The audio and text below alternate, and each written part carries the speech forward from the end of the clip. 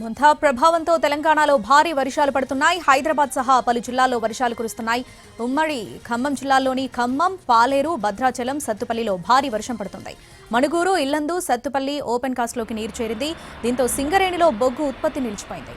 అటు పాలేరు రిజర్వాయర్లోకి వరద భారీగా చేరుతుంది.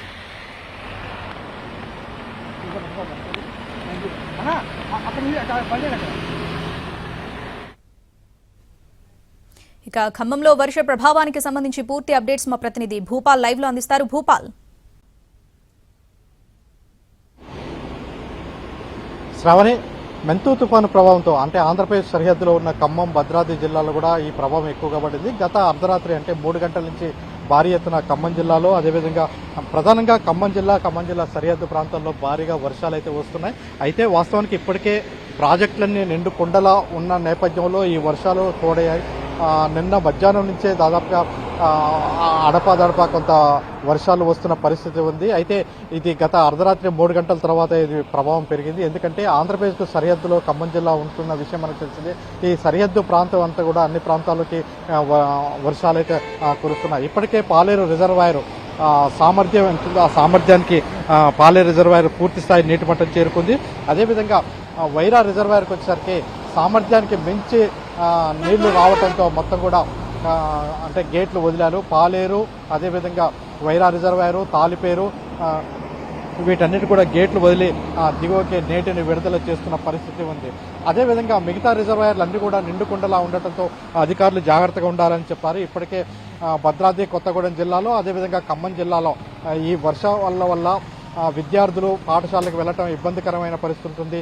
ఈ నేపథ్యంలో మొత్తం కూడా స్కూళ్ళకైతే ఈ రోజు ఒక్కరోజు మాత్రం భద్రాద్రి కొత్తగూడెం, అదేవిధంగా ఖమ్మం జిల్లాలో కూడా మొత్తం కూడా పాఠశాలకి సెలవులు ప్రకటించడం జరిగింది. అయితే ఖమ్మం నగరంలో కూడా అంటే మిగతా ప్రాంతాల కంటే కూడా ఖమ్మం, భద్రాద్రి జిల్లాలో ఎక్కువగా ఖమ్మం నగరం మీదనే వర్షం ఎక్కువగా ఉంది. గత అర్ధరాత్రి నుంచి 3 గంటల నుంచి వర్షం కురుస్తుండటంతో రోడ్లన్నీ కూడా జలమైన పరిస్థితుంది. మనం చూస్తున్నాం, ఇది జాతీయ రహదారికి సంబంధించి, నేషనల్ హైవేకి సంబంధించి ప్రధానమైన రోడ్డు. అంటే ఖమ్మం నగరం నుంచి వెళ్తుంటది ఈ రోడ్డు. బైపాస్ రోడ్డుగా ఖమ్మం నగరంలో బైపాస్ రోడ్డు ఉంది.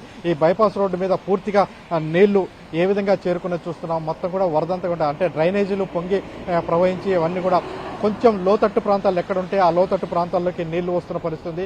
ఇటు బైపాస్ రోడ్డు వద్ద, అదేవిధంగా రాపర్తి నగర్ ఈ ప్రాంతాల్లోకి, అదేవిధంగా శ్రీనివాస నగర్ అంటే 3 టౌన్ పరిధిలోని శ్రీనివాస నగర్ ఈ ప్రాంతంలో రోడ్ల మీదకి నీళ్లు వచ్చిన పరిస్థితుంది. అయితే వెంబటే ఈ నీళ్లని పంపించడానికి మున్సిపల్ సిబ్బంది, అదేవిధంగా జేసీబీలతో సహకారంతో తొలగించడానికి అంటే ఎక్కడికక్కడ నీళ్లు ఈజీగా బయటికి వెళ్లడానికి ప్రయత్నాలు అయితే చేస్తున్నారు. చేస్తున్నప్పటికీ వరద తీవ్రత అంటే మురికాల నుంచి వస్తున్న వర్షపు నీరు చాలా ఎక్కువగా వస్తుండటంతో అంటే రోడ్ల మీద అదేవిధంగా నీళ్లు ఆగిపోయిన పరిస్థితి ఉంది.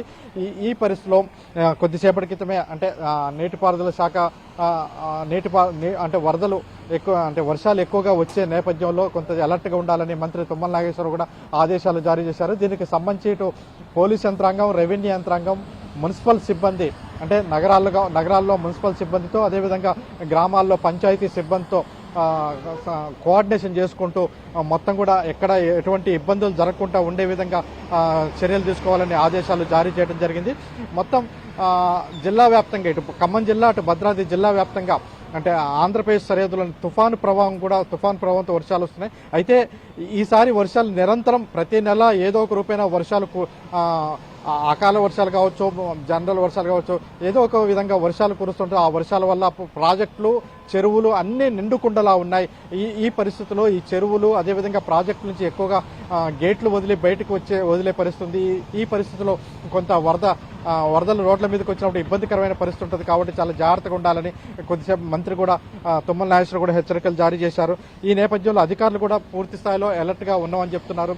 దీనికి సంబంధించి ఎప్పటికప్పుడు సమావేశాలు, టెలికాన్ఫరెన్స్ నిర్వహించుకుంటూ ఎటువంటి ఇబ్బందులు జరగకుండా ఉండే విధంగా చర్యలు తీసుకుంటున్నామని అధికారులు కూడా చెప్తున్నారు. అయితే ఇప్పటివరకు ఉన్న ఈ వర్షం ఇంతవరకే ఉంటే ఎటువంటి ఇబ్బంది లేదు. కానీ ఇది కొంచెం పెద్దగా ఇంకా కంటిన్యూషన్గా వస్తే మాత్రం కొంత ప్రాజెక్టుల సరిహద్దులో, అదేవిధంగా ఏజెన్సీ ప్రాంతంలో, ముఖ్యంగా ఏజెన్సీ ప్రాంతంలో వాగులు వంగులు పొంగిపోయించినప్పుడు వాహనాలకి రాకపోకలకి అంతరం ఏర్పడి పడుతుంది. ప్రధానంగా గోండాల, ఆళ్లపల్లి అల్లపల్లి ఈ ప్రాంతాలు అంటే చిన్న వర్షం వచ్చినా వాగులు పొంగి ప్రవహించి రోడ్ల మీదకి నీళ్లు వచ్చి రాకపోకలకు అంతరాయం ఏర్పడే పరిస్థితి. అయితే ఇప్పటివరకు అయితే ఏజెన్సీ ప్రాంతంలో కొద్దిగా అంటే తక్కువగానే వర్షం ఉన్నది. కేవలం ఇటు మైదాన ప్రాంతం అంటే మదిర, సత్తుపల్లి, అశ్వరావుపేట, ఖమ్మం ఈ ప్రాంతాల్లోనే ఎక్కువగా వర్షం ఉండటంతో ఈ ప్రాంతంలోనే కొంత నగరాలు ఉన్న ప్రాంతాల్లోనే ఎక్కువగా వర్షం ఉంది. అక్కడే కొంత ఇబ్బందికరమైన వాతావరణం నెలకొని ఉంది. అయినప్పటికీ అధికారులందరూ కూడా ఎప్పటికప్పుడుగా నీటిని బయటికి పంపించడానికి రోడ్ల మీద నీళ్లు ఆగకుండా